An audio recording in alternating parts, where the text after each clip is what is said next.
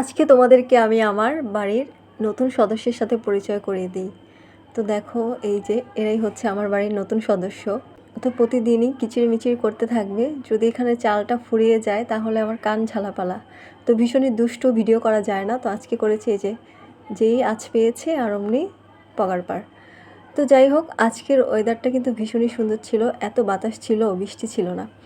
তো ভাবলাম একটা ব্লগ ভিডিও তোমাদের সাথে শেয়ার করি। অনেক দিন তো কিছু করি না, আর ভীষণই অলস হয়ে যাচ্ছি আমি।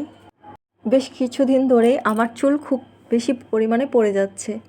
তো ভাবলাম একটু ভেষজ তেল তৈরি করি, আর যদি না করি তাহলে আমার চুলের যে অবস্থা, কিছুদিনের মধ্যেই আমাকে টেকো বইয়ের খাতায় নাম লেখাতে হবে। তো এই যে দেখো, মেহেদি পাতা নিয়ে আসছি কয়েকদিন আগে, মানে 2 দিন হয়ে গেছে। তো শুকিয়ে কী অবস্থা হয়ে গেছে। তো বললাম না যে আমি ভীষণ পরিমাণ অলস হয়ে গেছি, তারই প্রমাণ হচ্ছে এই মেহেদি পাতা দেখেই তোমরা বুঝতে পারবে। তো এখানে নিয়ে নিয়েছি শুকনো আমলকি, আর এই তো মেহেদি পাতা, আর এটা নিয়েছি জবা ফুলের গোড়া। আমি যেহেতু জবা ফুলটা আর এই আমলকিটা কাঁচা পাইনি, এর জন্য শুকনাটাই নিয়ে আসছি। আর এটা হচ্ছে যষ্ঠী মধু। অনেক দিন ধরেই ভাবছিলাম এই ভেষজ তেলটা তৈরি করব, তো আজকে তৈরি করেই ফেললাম। করি এই হচ্ছে আমার বড় সমস্যা। কোনো জিনিস করব বলে অনেক দেরি করা আর কি করা হয়ে ওঠে না। তো এখানে দিলাম মেথি দানা, আর হচ্ছে কালো জিরে, আর দিয়ে দিব তিসির বীজ। তো এই ছিল আমার কাছে, হাতের কাছে যা ছিল তাই দিয়েছি। চাইলে তোমরা এখানে ঘাস লতা পাতা আরও অনেক কিছু দিতে পারো। আবার পেঁয়াজও দেওয়া যেতে পারে।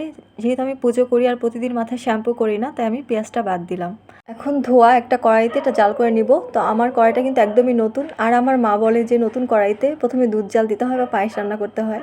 তো যাই হোক, আজকে কিন্তু আমি এই ভেষজ তেলটাই তৈরি করে নিলাম নতুন কড়াইতে। তো দেখো, এখানে প্যারাশুট তেল নিয়েছি, আর তেলের মধ্যে সবগুলো উপকরণ দিয়ে দিয়েছি। আমার কিন্তু তেলের থেকে উপকরণ বেশি হয়ে গেছে। তো যাই হোক, কোনো সমস্যা নেই।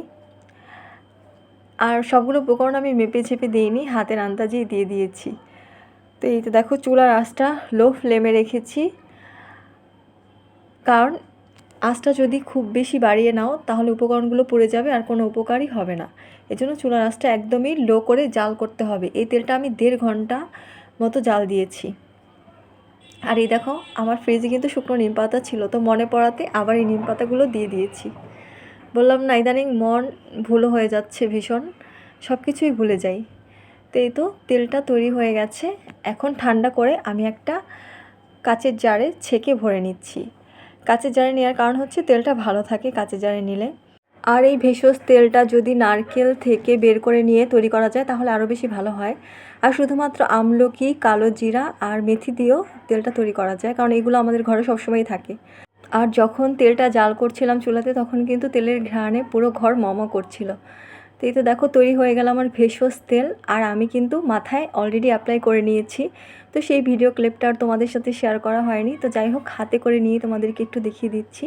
খুব সুন্দর হয়েছে কিন্তু তেলটা। তো তোমরাও চাইলে তৈরি করে নিতে পারো এই ভেষজ তেল। তো আজকে এখানেই তোমাদের কাছ থেকে বিদায় নিচ্ছি। দেখা হবে আরেকটি নতুন ব্লগে। তোমরা ভালো এবং সুস্থ থাকো।